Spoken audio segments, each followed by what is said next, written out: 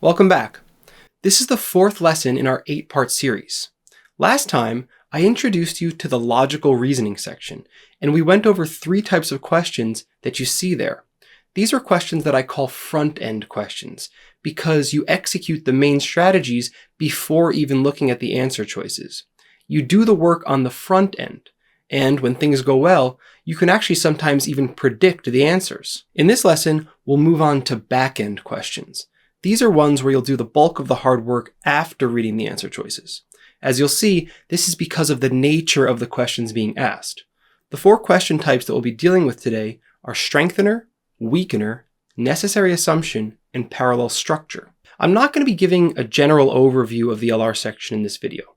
If you haven't seen the previous video, lesson 3, I recommend going back and watching that one first, because that's where I discuss the section as a whole and give some general advice. The one thing that I do want to review, though, is our general step-by-step approach for tackling LR questions. Having a clear process is so important, especially early on when you're developing your test-taking habits. So I think it's something that's worth reiterating. Here's the process we talked about last time. First, you read the question stem. This will tell you what question type you're dealing with and help you to read with purpose. So take a mental note of the question type. And then, once you've done that, you can begin reading. After/during this read-through, find the conclusion of the argument, if there is an argument. The question types we're dealing with today have arguments, so you'll definitely need to do this step. Then, you can do a fuller argument analysis. You found the conclusion, the point around which everything else in the passage revolves. How does everything else relate? What support is given for the conclusion? Next, you would execute your main strategy if you are working with a front-end question type. This step won't apply for the types we talk about today, so we can skip it. Next, you make a light first pass of the answer choices. You know what kind of question you're dealing with, so just skim through and try to get an initial sense of the relative strength. Do you like some more than others from the get-go? Can you tell that some are easy to understand, while others will require some careful thought? Just get a feel for the overall set of 5 answer choices without getting sucked into any one of them.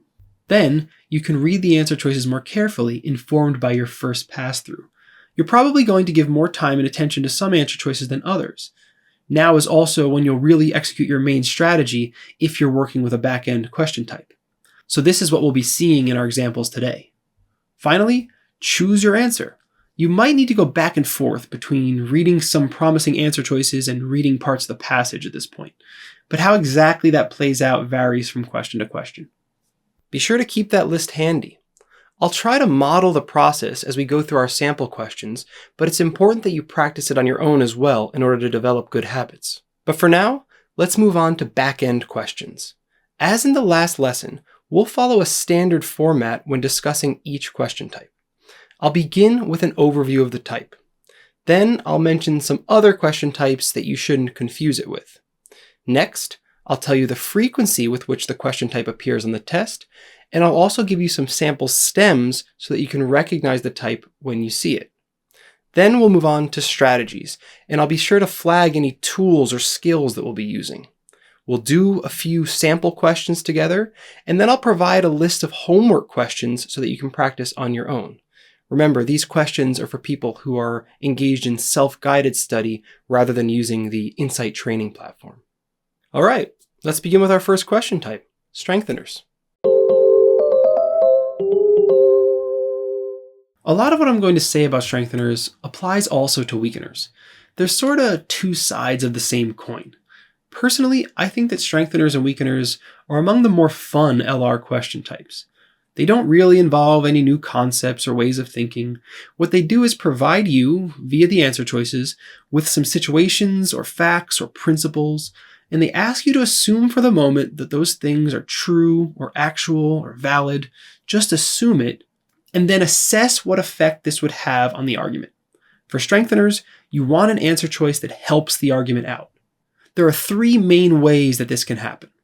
1, the answer choice can serve as independent support that makes the argument's conclusion more likely to be true. 2, the answer choice can somehow bolster or fix support that is already there. Or 3, the answer choice can anticipate and block opposing support. There are a few question types that you have to be sure to distinguish from strengtheners. The first is sufficient assumption, which we dealt with previously in Lesson 3. Sufficient assumption questions have logical gaps that need filling. Correct answers tighten the argument. Strengtheners, on the other hand, usually don't make structural changes to the argument. They are just extra bits of information that are helpful. The second type to mention is apply the principle, which we will focus on next time in Lesson 5. Apply the principle questions don't have arguments at all, so they are definitely different. They just give you a general principle and ask you to match it up with a specific situation. Some strengtheners, on the other hand, use general principles, but you take them on board in order to strengthen an argument. This does involve making sure that they apply, but your task is fundamentally about determining the effect the principle would have on the argument. The next type is also one that we'll focus on in Lesson 5, inference questions. Some inference questions ask you to find an answer choice that is most strongly supported by the passage. People sometimes confuse this with strengtheners because strengtheners ask you to find answers that support the passage. If you're reading the stem carefully, this won't be too hard to catch. The relationship of support when it comes to inferences moves from the passage to the answer choices. It goes the opposite way from the answer choices to the passage in strengtheners. Finally, don't confuse strengtheners with unexpected result, which is yet another question type we'll deal with next time in Lesson 5. Unexpected result questions don't have arguments. The passages just describe some strange occurrence or unexpected result, and you need to pick an answer choice that resolves the confusion, makes sense of things. This doesn't help an argument, it just clears up some weirdness. Strengtheners, on the other hand, bolster arguments. Strengtheners are a common question type. They appear around 11% of the time. Together with weakeners, which appear around 9% of the time, they comprise a huge chunk of LR. 20% is a full 1/5 of the LR questions. As for stems, there's not a ton of variety here usually. Here are a couple examples. Which one of the following, if true, most strengthens the argument? And which one of the following principles, if valid, most justifies the conclusion? And now, on to some strategies. Remember, strengtheners are a back-end question type, so we're going to do all of the earlier steps from the general step-by-step approach before doing any special strategies. But once we've read the answer choices, your basic strategy is to ask yourself what effect the answer choice would have on the argument. For this task, let's introduce a simple new tool that I call the checkup. When using this, we'll pretend that you're a doctor using a stethoscope to check up on each answer choice. It's your job to determine what effect the answer choice has on the overall health of the argument. There are 3 possible results. An answer choice may be helpful or good for the argument, or it may be harmful or bad for the argument. And finally, it may not matter at all, neutral. This third possibility will occur when the situation described in the answer choice really doesn't matter one way or another for the argument. Now, remember that as you examine each answer choice, you can get varying levels of feedback. Maybe something seems really good for the argument, while something else just seems slightly good, or really bad versus slightly bad. It's up to you to make those determinations and choose the answer choice that has the strongest effect that you're looking for. For strengtheners, only those answer choices that help the argument deserve further consideration. Believe it or not, you will often see at least one answer choice that hurts the argument. These are the real junker answers because they have the opposite effect of what you want. I actually think that the purpose of these answers is just to trick people who lose track of what it is that they're supposed to be doing. They think that they're doing a weakener when really they're doing a strengthener. So, as long as you're paying attention, you'll face 2 main challenges when it comes to strengtheners. The first is that you'll need to be able to recognize when an answer choice is irrelevant, that is, when it has no effect on the health of the argument. This can sometimes be hard to see, especially if you start telling stories about why it could help or hurt, stories that aren't actually supported by the passage. And the second challenge is that you need to be able to determine which answer choice has the strongest strengthening effect when you find that more than one actually helps the argument. In other words, you need to be able to detect how much an answer choice helps compared with others. This is a predicament you can find yourself in with this question type. The directions for the LR section tell you to pick the best answer, So it's possible to have two answers or more that have a strengthening effect, but you need to pick the one that strengthens most. Fortunately, this is not really a very common situation. More likely, you think that an answer choice is strengthening when, for some small reason or another, it's actually technically irrelevant. But it is fair game to have multiple answer choices that have the desired effect, and then to ask you to pick the best among them. When this happens, the competition will not be close. There will always be a clear winner once you're understanding things properly. So, to recap, go down the list of answer choices and do a checkup. Take your readings. Ask yourself, does this help the argument, hurt it, or have no effect? For strengtheners, pick the one that helps it most. Now, as I mentioned a moment ago, there are three main ways to strengthen an argument. The first is to offer independent support for the conclusion. The second is to bolster existing support for the conclusion. And the third is to anticipate and block opposing considerations. Keep an eye out for each of these as you are making your determinations. Here's a sample strengthener to get us started. As in Lesson 3, I recommend that you pause the video and work through these sample questions on your own before I go through them. So do that now, and I'll be back in a moment. And now, just like last time, I will enable Insight mode. This is a simulation of one of our features on the Insight training platform. It highlights any signal words in the argument and also the argument's conclusion. I also give you hints for each answer choice. Rather than just giving things away, I like to encourage you to think a bit more for yourself with the slight help of a little prompting hint. That keeps you active and encourages growth. So, I'll enable Insight mode for this question now. Pause your video and think through things again with the help of these hints. I'll be discussing the question in full in just a moment. And we're back. As always, we'll start with the question stem. Which one of the following, if true, most strengthens the argument? Okay, very clearly a strengthener. We are asked to grant the truth of the answer choices and determine what effect they would have. Let's move on to the passage. We are very confident that Mrs. Park is well prepared to exercise the duties that come with the office of the president. She served as governor of her home state for 3 terms and always had a positive approval rating.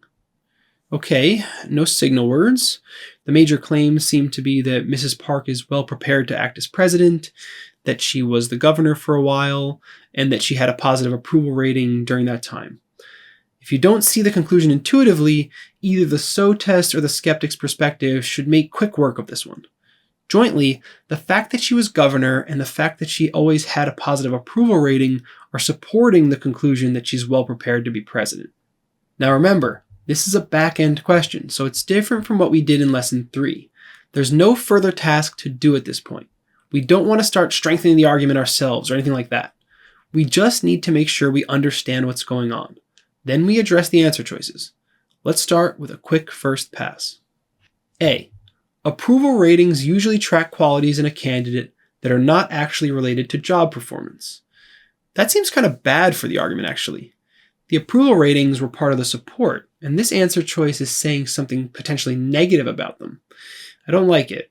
It seems to hurt the argument, but I want something that helps it. Anyway, moving on. B. The largest city in the country is located in Mrs. Park's home state. Okay. I certainly understand what that says, but it doesn't jump out to me one way or another as helping or as harming. I think I'll just move on for now. No judgment. C. Many mayors go on to be successful governors. Okay, that's about mayors and governors, but not about president. I don't love that. But, I guess it shows some continuity between government positions. I don't know. But I don't want to get bogged down, so we'll move on for now. D. No other governor of Mrs. Park's home state has maintained a positive approval rating for 3 terms. All right, so maybe she was the best governor, or at least the most popular. That's certainly good for her. It doesn't mention president, but it's moving things in the right direction, I guess. If anything, it seems to be helping the argument. And finally, E. Most of the duties of the president are very similar to the duties of a governor. Okay, here we have the first mention of president, and it says that the duties are similar. She performed those duties as governor, so that seems like a reason to think she's prepared to perform them again as president. Probably the best so far. Looks like it really helps. Okay, so after my initial read through, I don't think I need to look at A at all anymore. E was looking best, and D also seemed to have some strengthening effect. B and C were weird. Maybe I can get rid of them by examining them more closely. B says that the largest city in the country is in Mrs. Park's home state. So I guess she was responsible for governing that city, at least to some degree. I mean, I guess that's sort of suggesting that she's governed lots of people, so she could govern lots of people as president? I'm really starting to stretch here. The answer choice doesn't say those things. I'm adding them. And when you're adding too much to the story, that's not a good thing with this question type. Look, we just know that the largest city is here, but we don't know what to make of that. We don't know what the overall population of the state is. We don't know how many big cities there are in this country and what their populations are. We don't know why a large city would prepare her for president. There's just not a strong enough connection here. There's no real effect one way or another. It's neutral. I'm knocking it out.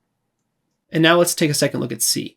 Many mayors go on to become successful governors. I'm going to knock this one out too. The move from mayor to governor is not the same as the move from governor to president.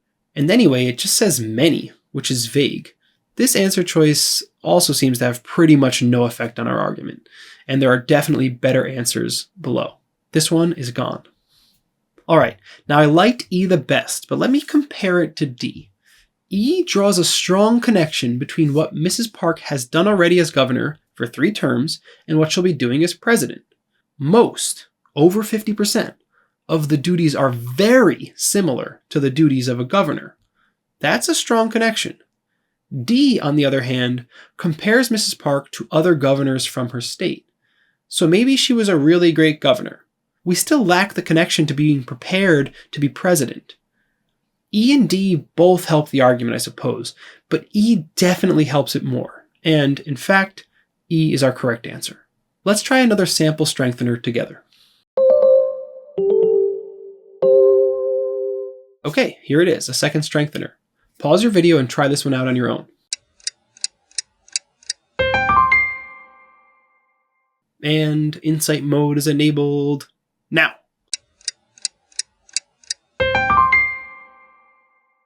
And we're back. We start with the stem. Which one of the following, if true, lends the most support to the journalist's conclusions? Okay, so one of the answer choices will support the passage conclusion. That's the same as saying that it will strengthen the argument. Let's read the passage. This time, it's from a journalist's perspective. The press cannot adequately function to protect the interests of society if limits are placed on the types of stories journalists can publish. Recently, our town's local newspaper, which used to be publicly funded through tax revenue, was purchased by a private company. Clearly, this acquisition is a threat to the newspaper's ability to publish stories of public importance. Okay, a little complicated here. The 3 major claims seem only loosely related to each other. The last claim does seem to be the conclusion. Hopefully you could see that. It refers back to the acquisition mentioned previously and concludes that it's a threat. Why? It's not totally clear. The newspaper is no longer publicly funded, but instead privately owned. The journalist seems to think that's a problem. We also have this idea about limits placed on the types of stories journalists can publish, though we don't see any limits being placed on our local newspaper at this point. So it's all a bit loose still, but at least we can understand the general shape of things. Let's read our answer choices with a first pass, looking for something that might strengthen this. A. Private companies that acquire news outlets invariably place limits on the types of stories that the outlet's journalists can publish. Oh, well that ties it all together, doesn't it? Invariably. That means it always happens. So it's going to happen here as well. And now we see why that first sentence matters, because if there are limits placed, the press can't play its important role for the public. This answer choice does seem to strengthen things. It seems to help.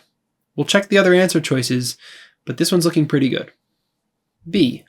The company that recently purchased the town's local newspaper announced that it plans to cut the number of full-time journalists employed by the newspaper. Okay, well that's not the same as placing limits on stories. Unless I start filling in some details here on my own, which is not a good idea, I don't really see how this one matters, looking pretty neutral at this point. C. Publicly funded news outlets typically receive guidance from advisory boards tasked with investigating any potential threats to journalists' freedom of speech. Okay, so maybe the newspaper used to have this and won't anymore? I'm kind of filling in details here, but maybe it strengthened things a bit. I'll hold on to it and just move on for now. D. The company that recently acquired the local newspaper owns other businesses in the area that would benefit from positive news coverage. Okay, so I guess we're supposed to think that maybe the company is going to slant coverage in the newspaper in order to benefit their other businesses? And they'll do this by placing limits on the types of stories? Maybe. I'm just going to pass on this one for now as well. And finally, E.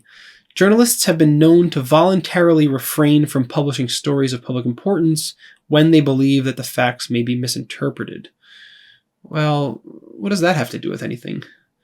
I guess it suggests that they limit themselves, but that has nothing to do with whether or not this acquisition by the private company is a threat to the local newspaper.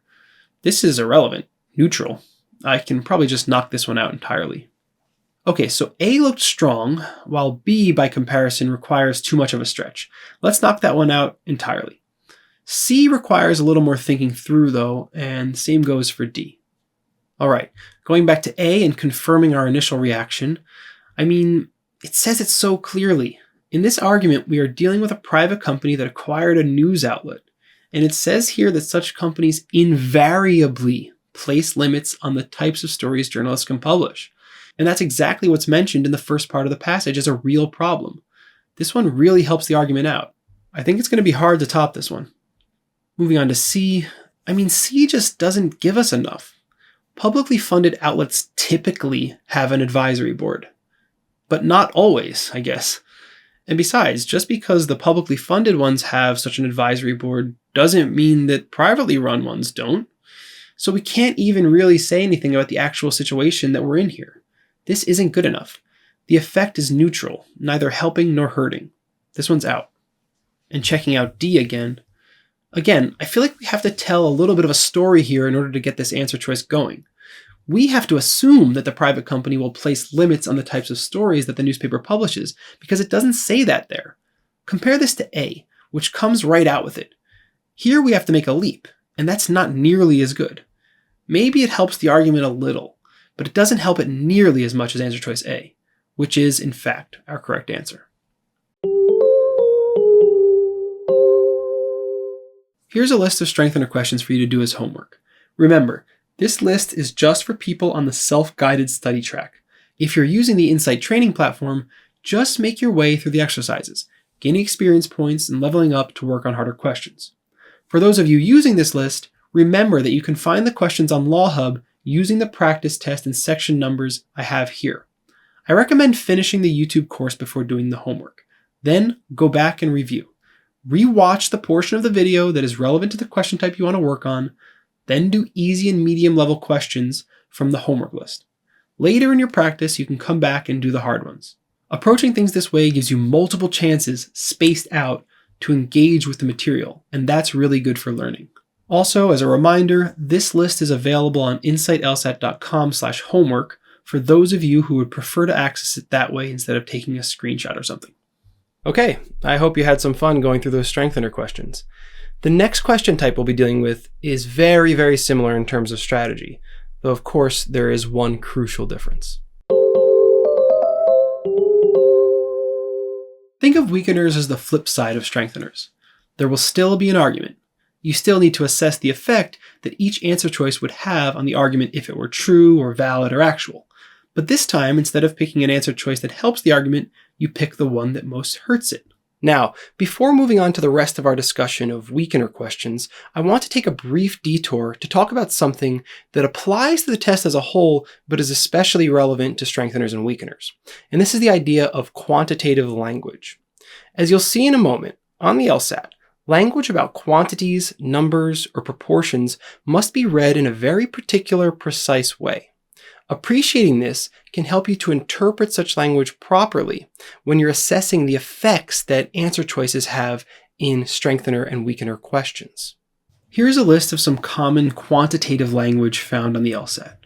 Some, many, most, the majority of, the minority of, all, every, none, and no. It's important to understand that on the LSAT, each of these words has a precise meaning. Here is one way of expressing those meanings. Perhaps the most important and surprising bit of this is with the first two words there, some and many. Normally we think of these as implying multiple items. With many, we think of it as implying, well, a lot of them, many of them. On the LSAT, these words don't really have that meaning.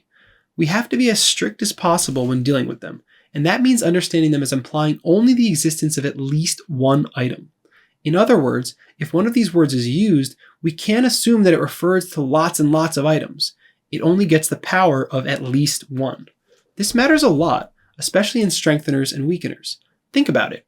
Let's go back to our now familiar and beloved argument about whether or not to order pizza for dinner tonight. Imagine if you add in the claim, many people are happy after they have pizza for dinner, and you're trying to figure out what effect this has on the argument.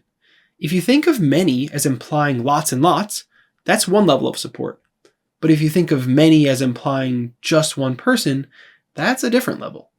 The answer choice only gets to claim the minimal amount it actually refers to, so it can't enjoy the higher level of support that would come from your assumption that many implies a great deal. So understanding the way the LSAT uses these terms makes a difference for how you will interpret them when you see them. Similarly, if we have an opposing claim that says, some people get sick after eating pizza, this would weaken the argument, but only a tiny bit, because it only gets the weight of at least one person. There's a similar point that we can make about most and the majority of on the one hand, and the minority of on the other. Don't make these more than they are. If the statement has most, you grant it the force of just over 50%. Don't assume that it's a strong majority, 90%, 75%. It only gets the minimum that it earned. Similarly, the minority of means under 50%. It could still be 49%.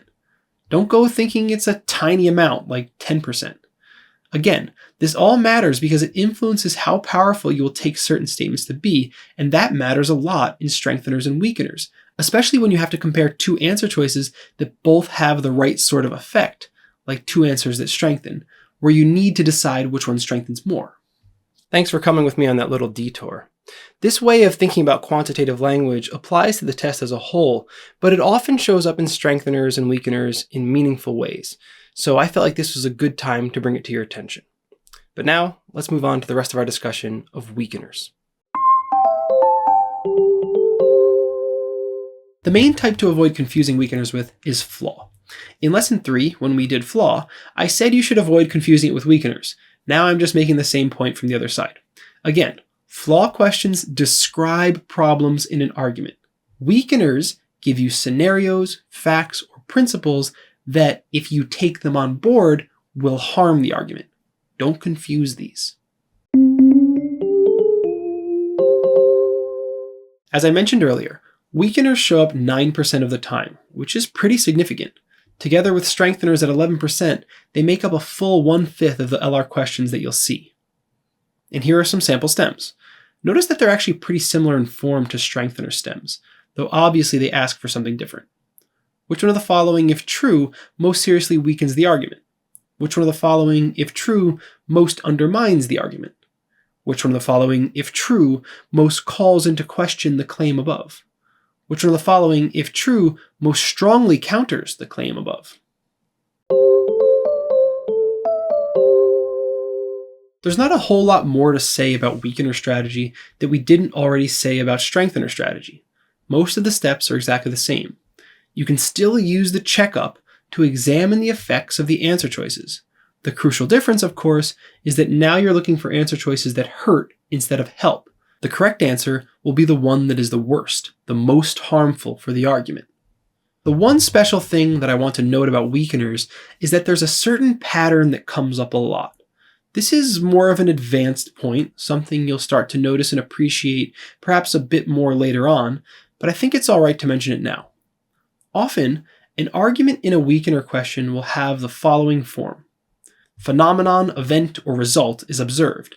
Therefore, X must be the explanation for that. So imagine, for example, a silly little argument. My keys are not where they usually are, so obviously somebody stole them. Well, that's one possible explanation. We could conclude that, but there might be other explanations for what we see. In other words, the evidence that the keys are not where they usually are could support another conclusion besides the fact that somebody stole them. For example, of course, maybe you just lost them, or maybe somebody borrowed but didn't steal them. A common pattern when it comes to weakeners is to have some argument of this form. Of course, it will usually be about more complex and challenging topics, but you have some argument like this, and the correct answer choice weakens by offering one of the other explanations. And because you get to assume the truth or actuality of the answer choice, this really harms the argument. So if we had an answer choice that says, the keys were recently found on the floor of the restaurant where you just ate lunch, it looks more like you dropped them than that somebody stole them and then dropped them there. So an answer choice like this ends up weakening what we might refer to as a hasty conclusion. Keep an eye out for this pattern. We'll actually see something like this in one of our sample questions. Let's move to those now. Okay, you know the drill by now. Pause the video and try this one out on your own.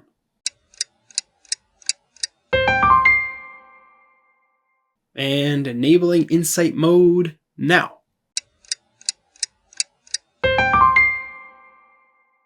And we're back. We'll start with the stem. Which of the following, if true, most weakens the argument? Yep, very typical weakener stem. We grant our answer choices, and the correct one will hurt the argument. Let's read the passage. Some people worry that the recent increase in online shopping poses a threat to the environment. They cite as evidence the amount of packaging material required to deliver goods from warehouses to consumers. But nearly all of the packaging material is recyclable, so these worries are unfounded. Alright, this is a short one, but it's actually got an interesting structure. The passage starts off by describing some other argument, one that is made by some people. Those people conclude the recent increase in online shopping poses a threat to the environment, and the support they marshal for this is that there's a lot of packaging material used for delivery. Our speaker, however, counters this argument. They say that the material is recyclable, so the ultimate conclusion of the passage argument is that the other argument is not a good one. So let's be careful here. We are trying to weaken the passage argument, whose conclusion is that the worries about online shopping and the environment are unfounded. That's what we have to challenge with our weakener answer choice. Let's keep that in mind as we go through these, beginning with a quick first pass. A. The rate of increase in online shopping has lessened in recent years. Alright, well, if anything, this might help our argument, because maybe it's a reason to not worry as much about online shopping. I don't know though. It's still increasing, even if the rate of increase has slowed. This is an odd answer. Let's just pass on it for now and hope to find something better. B. The process of recycling packaging materials involves using significant amounts of energy derived from non-renewable resources. Well, our speaker's only support for their argument was the idea that the packaging was recyclable. This one challenges how good of a response that is, so it does seem to hurt the argument, and that is what we're looking for. It's looking good. Let's move on. C. Some consumers do not know which materials are recyclable and which are not. Okay, so this might hurt the argument a little. Even if packaging materials are recyclable, they still need to be recycled.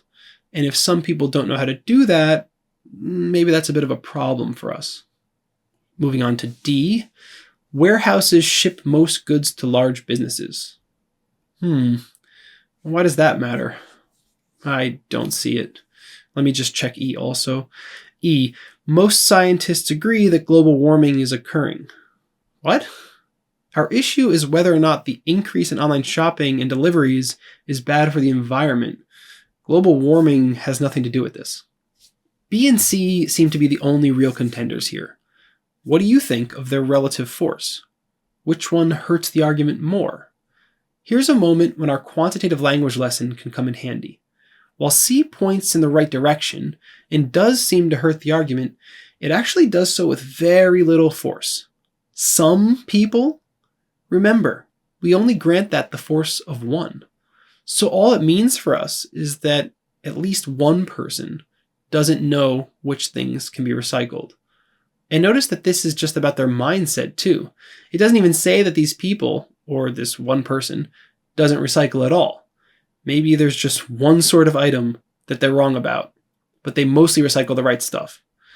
When we're being really tough on this answer choice, we can see that it's not very weakening at all. Its effect is very, very slight.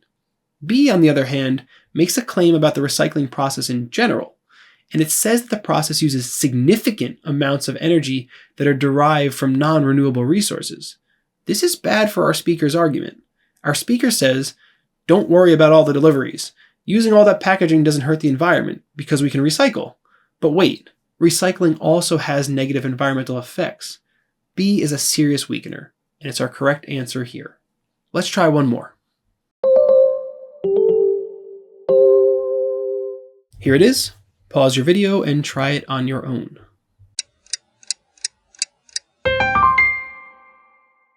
And Insight mode enabled now.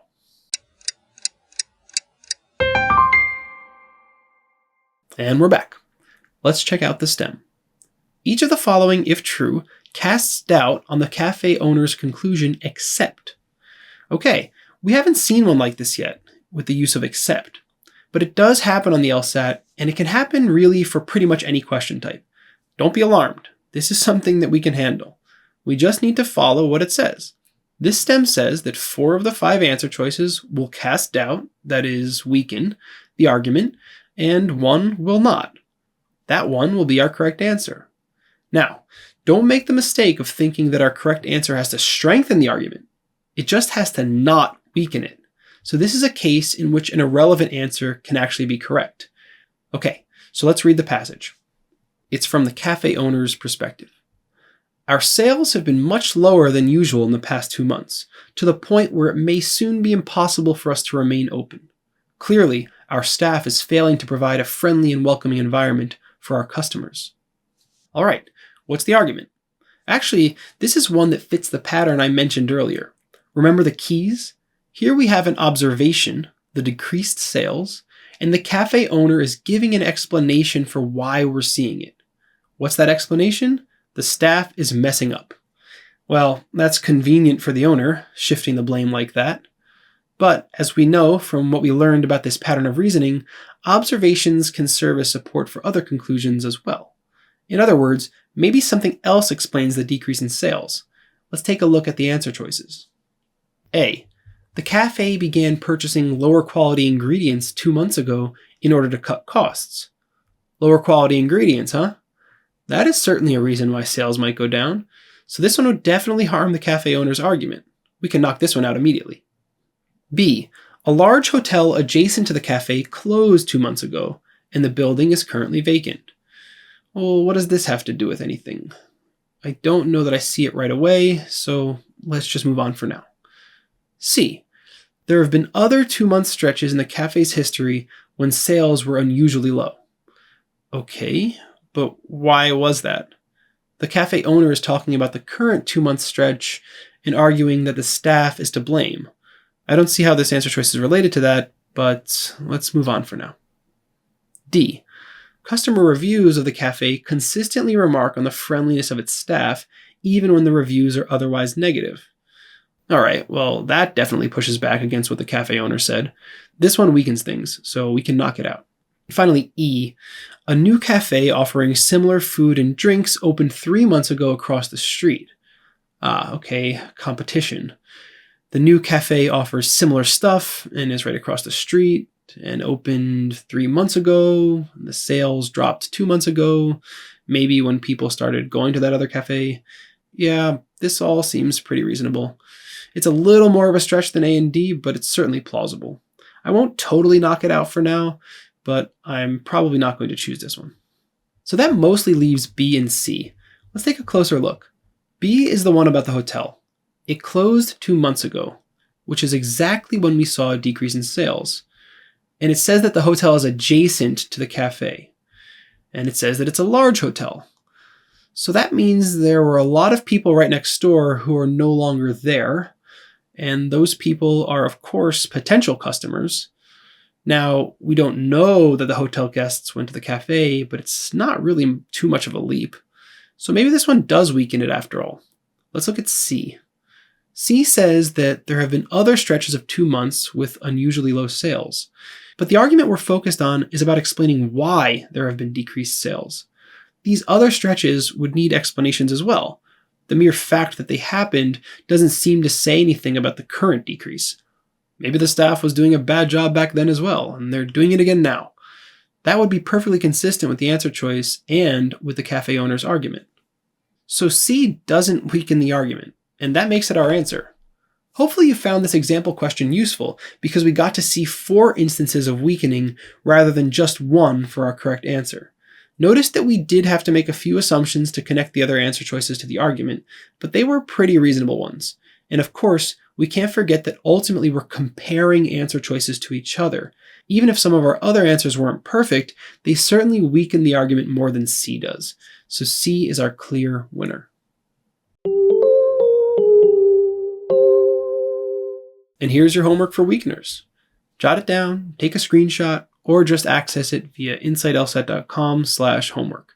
However you do it now though, because we are moving on. So far, we've talked about strengtheners and weakeners, and we've seen that they are very similar to each other. So much of the strategy is exactly the same. We do our typical steps, and then our special strategy is to do a little checkup on each answer choice and see what effect it has on the argument. With strengtheners, we're looking for an answer choice that most helps the argument. With weakeners, we're looking for an answer choice that most harms the argument. Now, let's move on to our next question type, necessary assumption. This is one of the question types that people tend to struggle with the most. Some instructional material out there will teach necessary assumption questions alongside sufficient assumption questions, and other material will go as far as to group the two and call them all assumption questions. Truthfully, in all my years of working with the test, both when I was preparing to take it myself and when tutoring, I have never understood this practice. Maybe I'm missing something, I don't know. But as far as I'm concerned, sufficient assumption questions and necessary assumption questions have very little in common, and the best approaches for dealing with them differ drastically. So let's dispense with this confusion right away, and not think of these two question types as having some important relationship to each other. Leave that for the philosophers. We just need reliable strategies for dealing with these questions. With that disclaimer out of the way, let's talk squarely about necessary assumption questions. We've seen a few times in the course so far that arguments often make assumptions that aren't directly stated. Just a short while ago, we thought about including an answer choice about a large hotel that recently closed in an argument about an adjacent cafe. There, to make the connection, we had to make the assumption that some of the hotel guests used to frequent the cafe. So assumptions are in the air all the time when it comes to arguments. What does it mean to say that an assumption is necessary for an argument, though? Well, it means that we absolutely have to make the assumption in order to make the argument work. In other words, whatever it is that we're assuming has to be true, otherwise the argument can't stand. These are the sorts of statements we're looking for when it comes to necessary assumption questions. Statements that have to be true for the argument to even make sense. I already mentioned that you shouldn't confuse necessary assumption questions with sufficient assumption questions. The other type you shouldn't confuse them with is inference. Inference questions, which we will discuss in the next lesson, don't have arguments, and this is the big difference. Now, some inference questions, not all of them, but some of them, ask you to pick an answer choice that must be true if all of the statements in the passage are true. That sounds like what I just said about necessary assumption questions. But again, it's a very different question type because there are no arguments. And that really affects the way answer choices tend to be worded and the relationships they have to the passage. You'll see this better when we get to inference next time. Necessary assumption questions have arguments, so you'll have to find their conclusion and do a fuller argument analysis. Then you check the answer choices to see if they have to be true for the support to link up properly with the conclusion. Necessary assumption questions are common. They show up about 10% of the time. So even though this question type can be confusing at first, practicing it will be well worth it. Stems for necessary assumption usually make some reference to the necessity part. They'll ask about an assumption that is required or needed, or they'll say that the argument depends on it. Here are some examples. The argument depends on assuming which one of the following. Which one of the following is an assumption required by the argument? The argument requires the assumption that. The argument assumes that. The last one there can be tricky, but it's really saying that the argument has to assume it because it's necessary. Even though necessary assumption questions can be challenging, luckily there is a useful and easy to remember tool that can be used to deal with them. I call it Old Reliable because we use it to check if the argument relies upon an answer choice. Now, I represent this tool with a two-sided mask because there are two ways of using it. In either case, you use the tool on one answer choice at a time and only after you've got a solid sense of how your argument works. Once you're ready, you can ask one of the two following questions to see if the answer choice states an assumption that is necessary for the argument. The first way is to say, do I need you? You look at the answer choice and you say, do I need you? And see if your natural intelligence can determine the answer to that question. If it's not clear to you, we flip to the other side of Old Reliable and we ask, what if I didn't have you? Of course, these are just two ways of asking the same thing. We have both of them because sometimes it's easier to see the necessity in that more positive way, and other times it's easier to see it in the negative way. So I want to give you both options. Remember what I said in lesson 2. Most of the tools in this course are about structuring your thought, encouraging you to encounter LSAT material in different ways from what you might do naturally. But then, hopefully your intuition or natural intelligence can take it from there. Old Reliable is a clear example of this. Now, when you're using the more negative version of Old Reliable, what if I didn't have you? You can start by asking that and see if it unlocks something for you. If it doesn't, you may need to go a little further. You might actually want to try to see how things would look if you didn't have the answer choice. To do that, you negate it.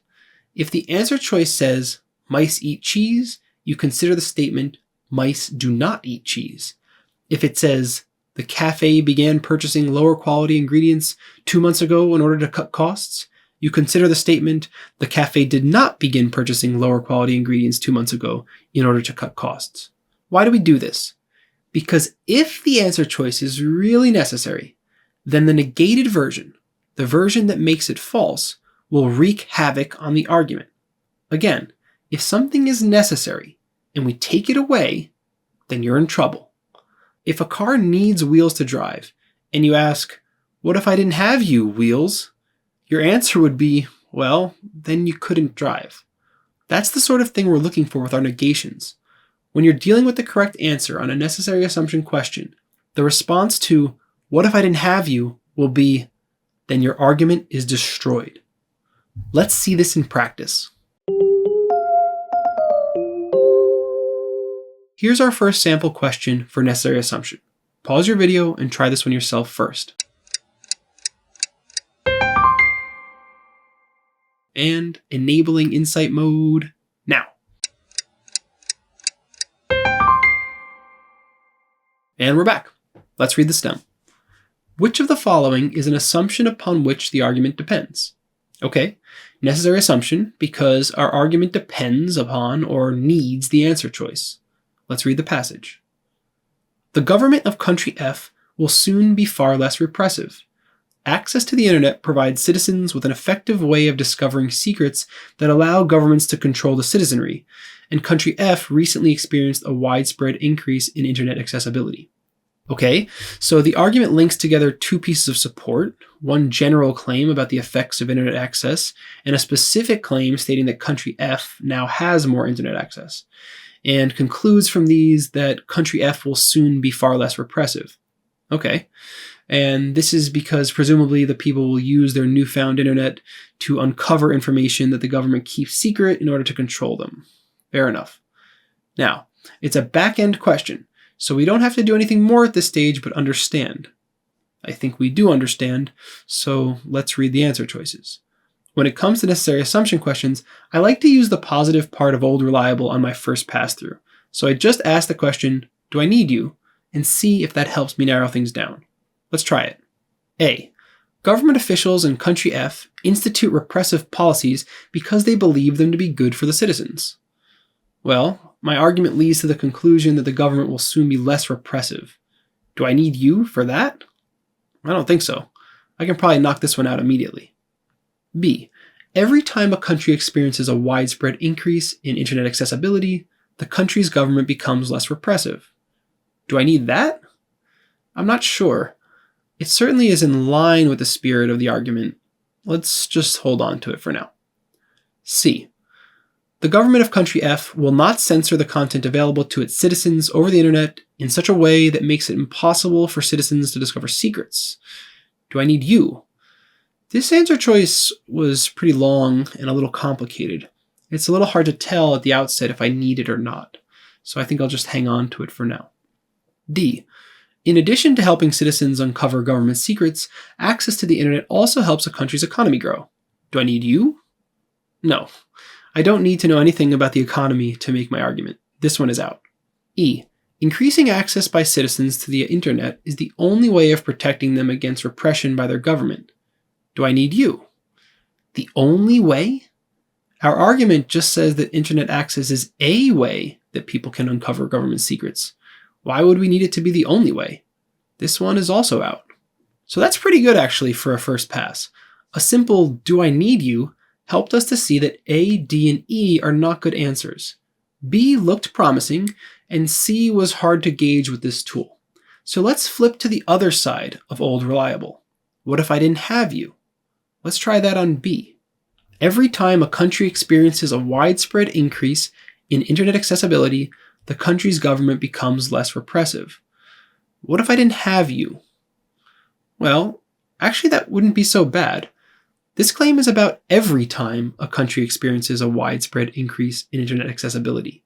That's very strong. If I didn't have you, my argument could still survive. I just need something about this government and this instance of increased internet accessibility. So the fact that the argument can survive not having this answer choice means that it's probably wrong. That just leaves C, which was kind of difficult to understand at first. Let's ask our question of it though.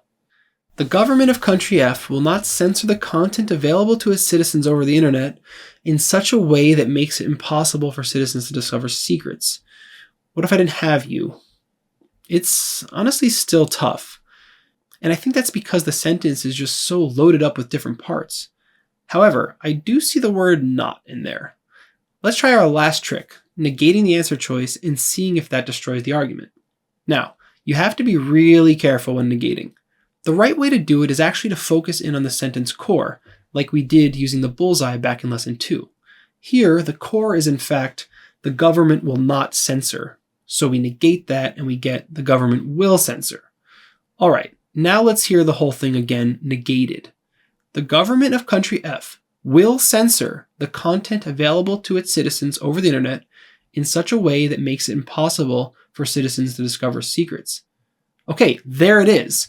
Once we negate it, hopefully you can hear that this one is really destructive to our argument. The argument was that the internet accessibility would allow citizens to uncover government secrets and that this would lessen the repression. But this answer choice, once negated, says that the government is going to censor the internet and prevent this from happening. If that happens, the government will not end up being any less repressive. The argument gets destroyed.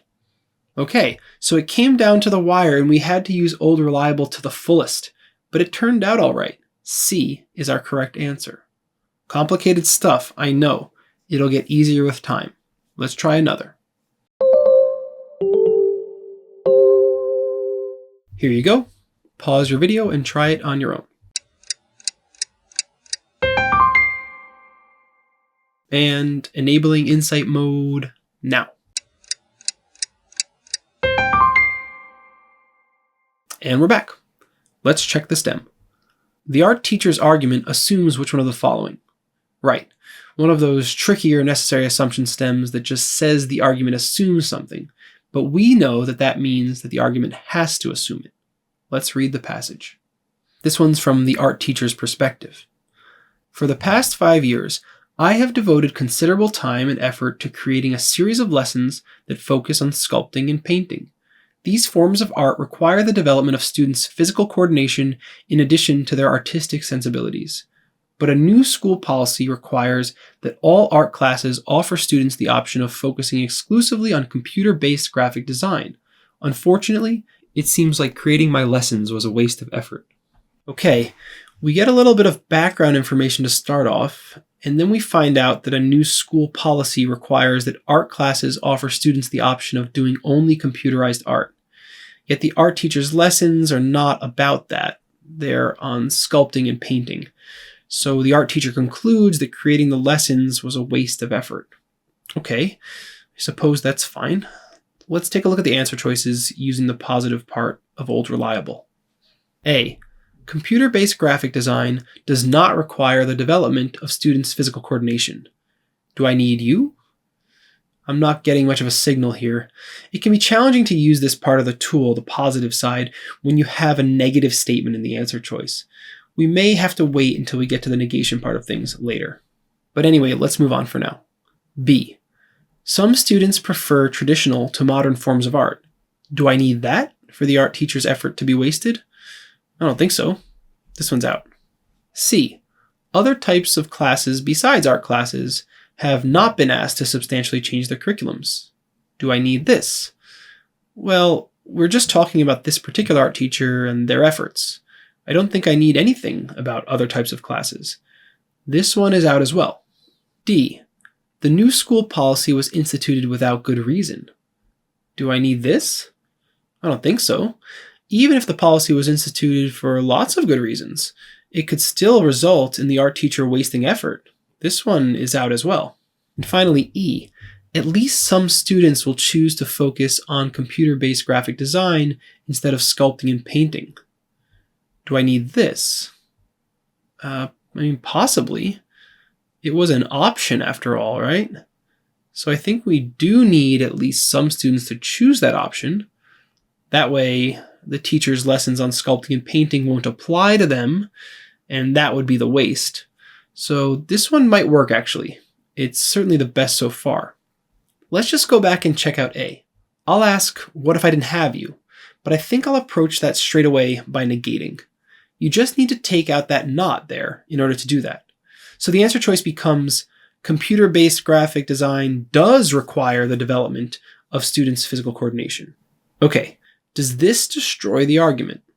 I suppose it sort of challenges it, because now it seems like there might be parts of the teacher's lessons that actually might help the students who are doing computerized art. I mean, technically the argument never says that the lessons help to develop coordination. It just says that the art forms require that development. So that's a little bit of a disconnect. I definitely don't like it as much as E, but I'm not quite there yet. I don't see it quite yet, and I'm not ready to comfortably cross it out. This one is definitely the challenger. Okay, what if I didn't have you? What if computerized art did require developing coordination? Could the argument still stand? You know, I think it could actually. So computerized art does require developing coordination, but my lessons don't teach that. And furthermore, there's lots of stuff in my lessons that still doesn't apply to computerized art.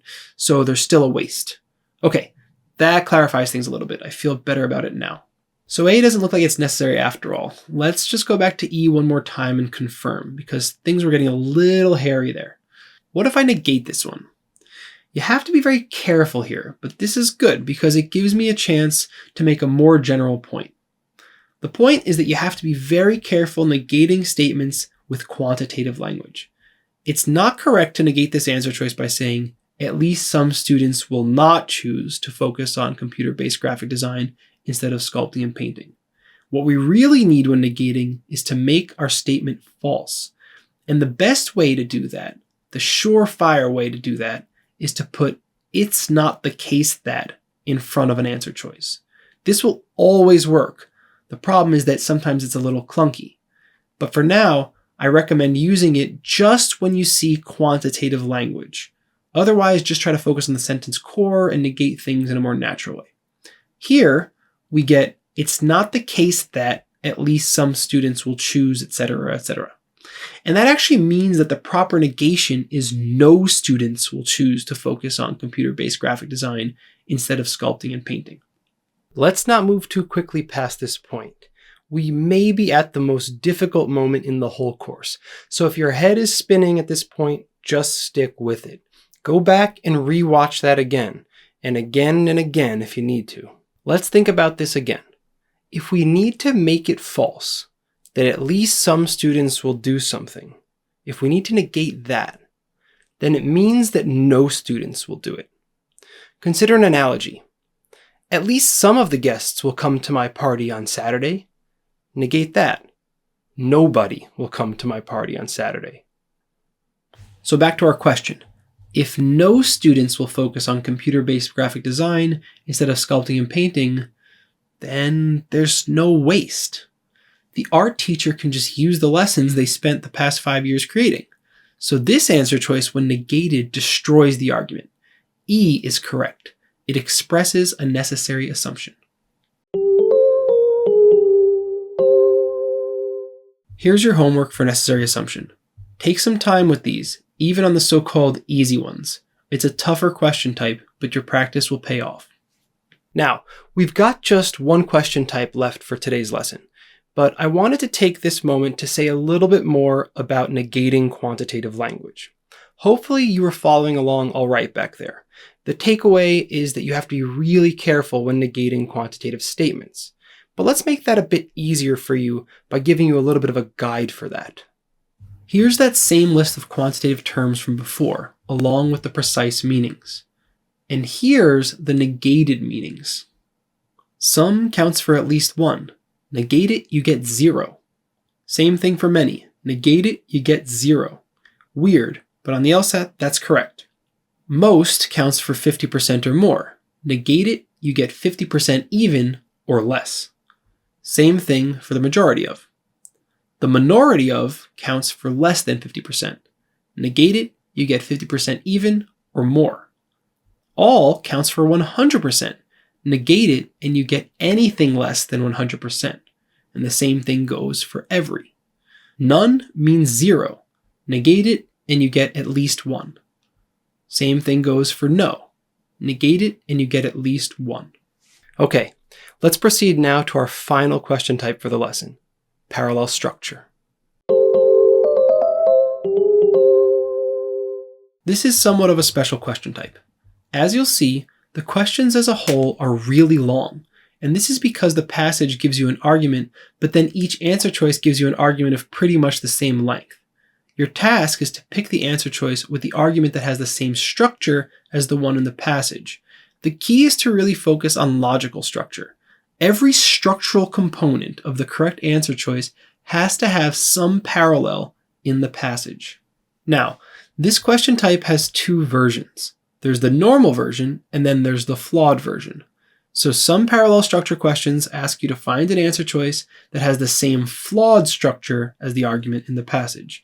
But this doesn't change your fundamental approach, so you shouldn't worry too much about this difference for now. If you find that you have some special problem with the flawed variety, you can cross that bridge when you get there. There's really nothing you're likely to confuse these with. They stick out really obviously because they're so huge, and the task itself is pretty unique. So don't worry about confusing things here.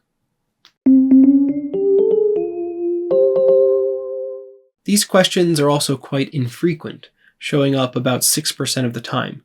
As for stems, they're also pretty easy to recognize. Here are some samples. Which one of the following arguments is most similar in its pattern of reasoning to the argument above? The reasoning in the argument above is most closely paralleled by that in which of the following? Which one of the following exhibits a flawed pattern of reasoning most similar to that exhibited by the argument above?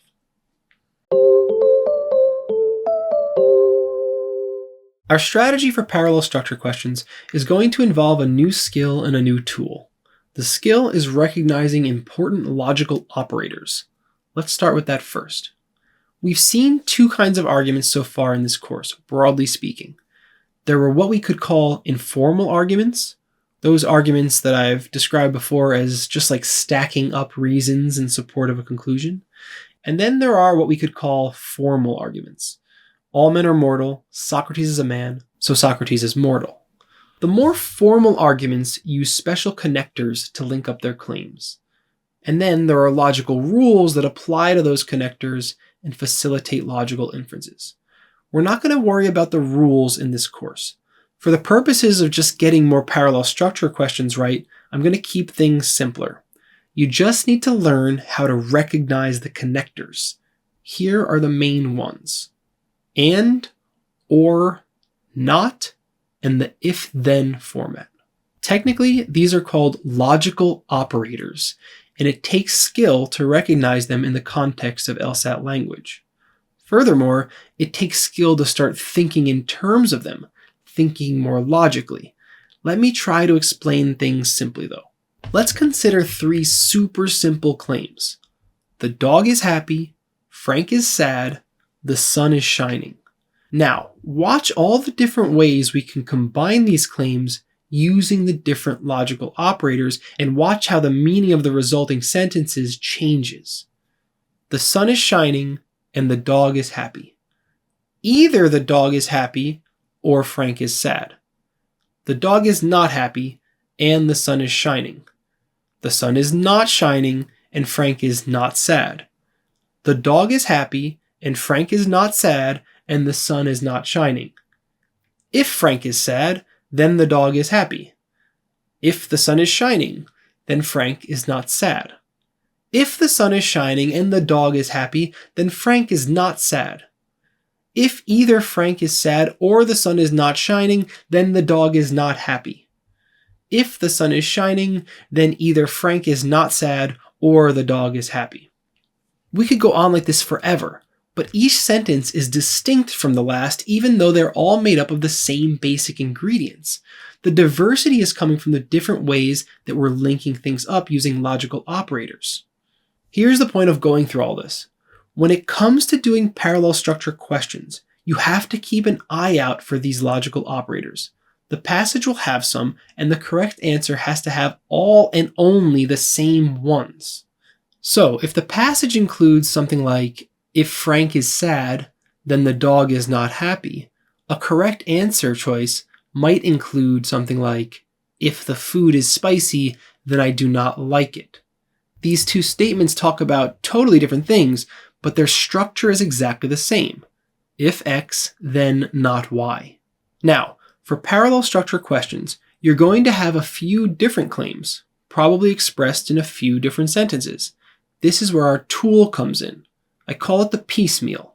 To use the piecemeal, you simply identify one distinct logical operator from the passage, and you check each answer choice to see if it is there. For example, if the passage has an if-then statement, you can immediately knock out any answer choice that doesn't. The reason this is so powerful is because you don't need to slog through 5 answer choices that are all as long as the passage, checking every part of every one of them against every part of the passage. Instead, you can work with one manageable part at a time and knock off answers that don't have it. You whittle things down this way in a piecemeal fashion, getting to the right answer efficiently and saving time. Let's move on to an example. Okay, pause your video and try this one out on your own.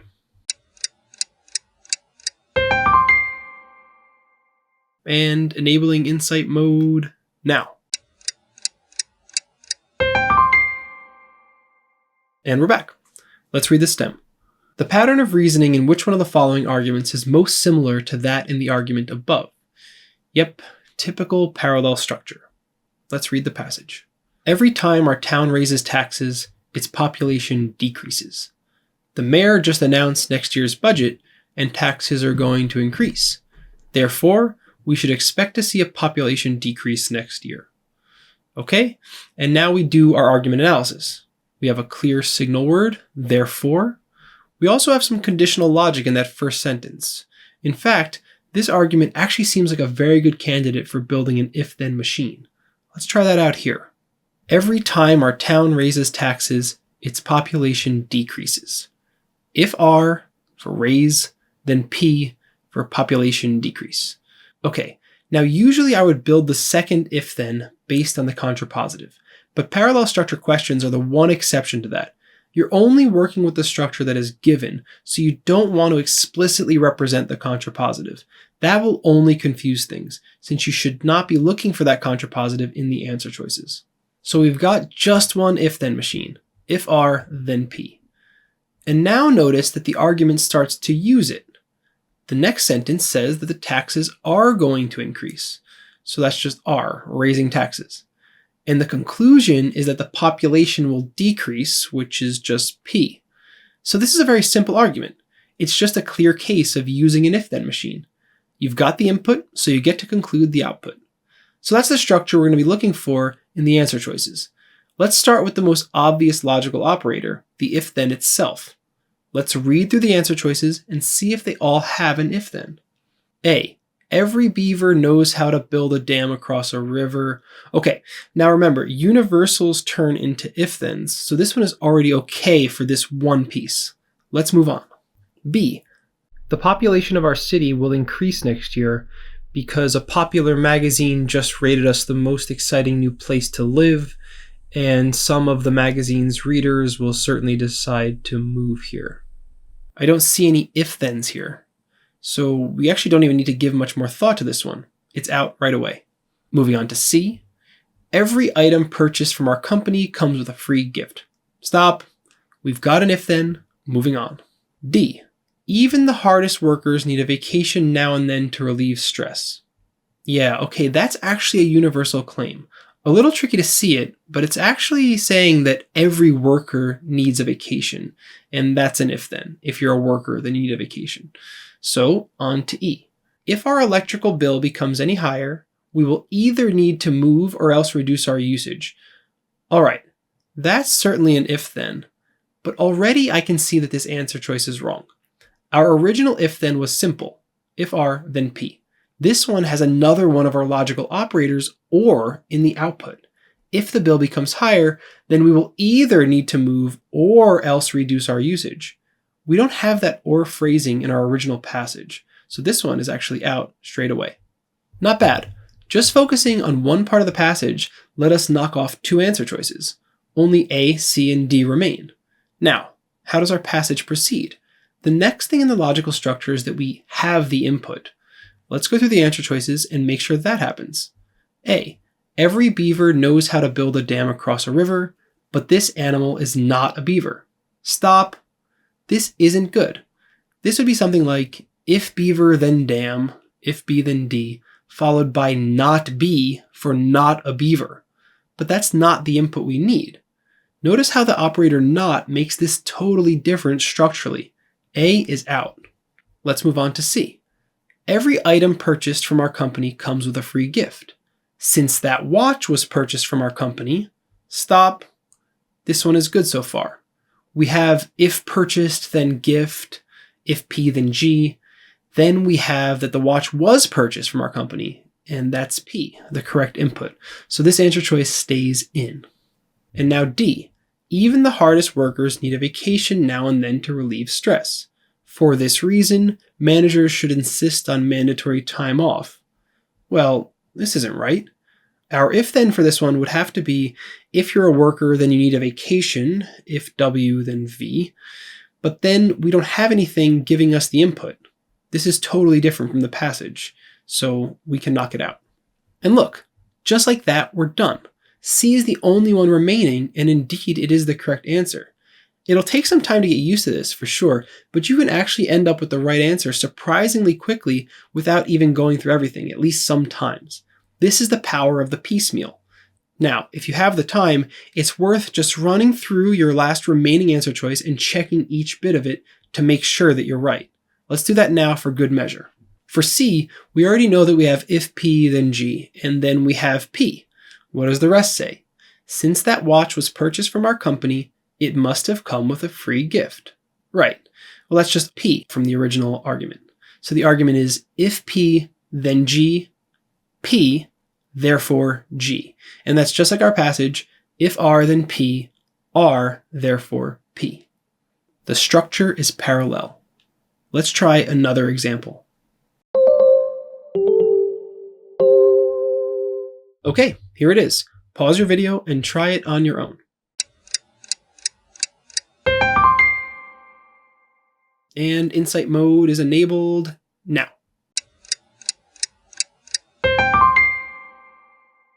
And we're back. Let's read the stem. Which one of the following is most closely parallel in its flawed reasoning to the flawed reasoning in the argument above? Okay, clearly parallel structure, but this time the reasoning will be flawed. Let's see how that plays out as we move on to the passage. If you do not study for your exam, you will certainly fail. But since you will study for your exam, you will definitely receive a passing grade.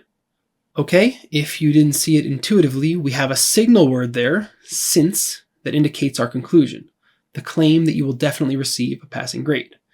And there's definitely conditional language there in the first sentence. Let's sketch this one out as well using if-then machines like we did last time.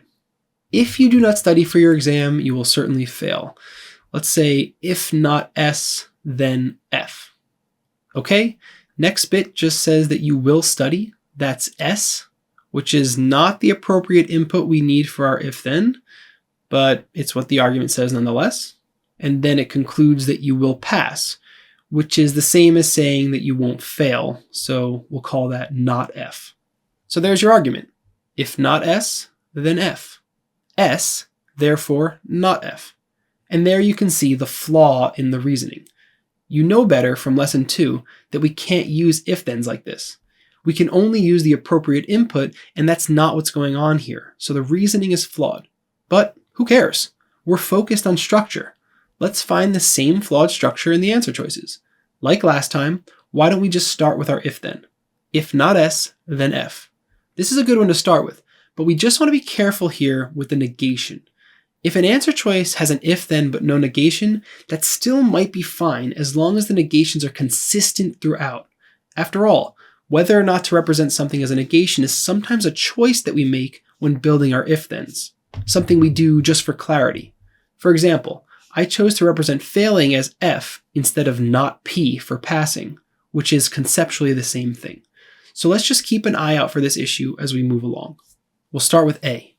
Every employee in this company has to attend a 2-week training program before beginning work. Well, that would be something like, if you're an employee, then you do the training, if E, then T. No negation, but let's just hang on to it for now. B. You were not invited to the party, so it is clear that the host harbors negative feelings toward you. Well, this one doesn't even have conditional logic. It's out immediately. C. If you do not train rigorously for the marathon, you will not be able to complete it. All right, so we have an if-then. It starts with a negation, if you do not train, so that's maybe if not T, but then it says you will not complete it. That's also a negation, not C. Okay, I don't love that, but again, let's hang on to it. We have to be careful when it comes to negations. What's going to matter most is consistency throughout the rest of the argument.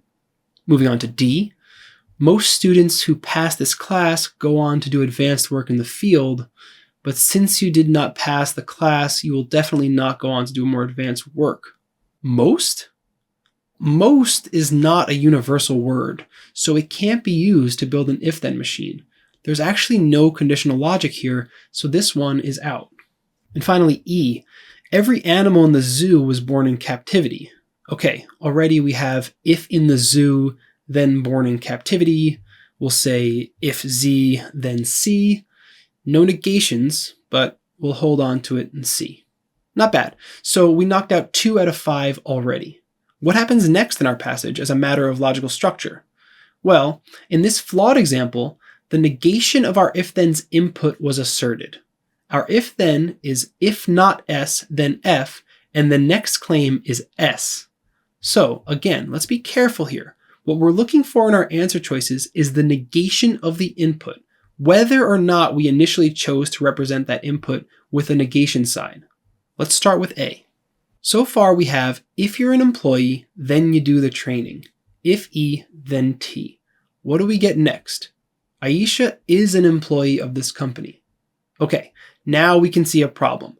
Answer choice A is just moving along with the appropriate usage of the if-then. It's giving us the right input. But our passage gave us the negation of the input. We should be seeing not E, but we're seeing E. Now we can confidently knock this one out. On to C. Before we got as far as no training, then no completion. If no T, then no C. What do we get next? So if you fail to complete the marathon, it must be because you did not train rigorously for it. Wait a minute, that's just another if-then. Something like, if not C, then not T. I mean, that's flawed too, but this isn't at all what's going on in the passage, where there's only one bit of conditional logic. There are two if-thens here, and that's structurally quite different, so this one is gone. So that means, again, we're left with just one answer choice without even fully analyzing anything but the passage. E is all that remains. Let's double check it now to see if it really is parallel. So far, we've got if the animal is in the zoo, then it was born in captivity. If Z, then C. Now what? But this koala does not live in the zoo. Okay, the negation of the input, not living in the zoo, is not Z. And the rest? So it must have been born in the wild. Okay, well, being born in the wild is conceptually the same as not being born in captivity, so that's not C. It all checks out. If Z, then C. Not Z, therefore not C. That's just like our passage. If not S, then F. S, therefore not F. This one is a little bit trickier than the first one, but hopefully you can see that the negations are consistent, and so the structure is actually parallel. All right, and here's your homework for parallel structure. As I mentioned, there's not too many of them, but they usually take a while to get through, even when you use the piecemeal. Just take things slowly at first, and you'll start to get a feel for the sorts of analysis you have to do here. Keep practicing your ability to focus on the logical operators. Okay, we covered a lot today, so good job sticking with it. As I've mentioned before, these videos are dense by design. I want to give you a lot of information, probably more than you'll be able to fully absorb at first. The reason is that this medium allows for that. They're free videos. Go back and watch them as many times as you want. You'll get more and more out of them each time, and you'll get different things out of them depending on your stage of preparation. Anyway, I hope you learned a lot today. Stick with the strategies and they'll become easier over time. In our next lesson, lesson 5, we'll conclude with logical reasoning by dealing with the last 3 question types: inference, unexpected result, and apply the principle. These are the question types that don't have arguments, so that should be interesting. I'll see you there.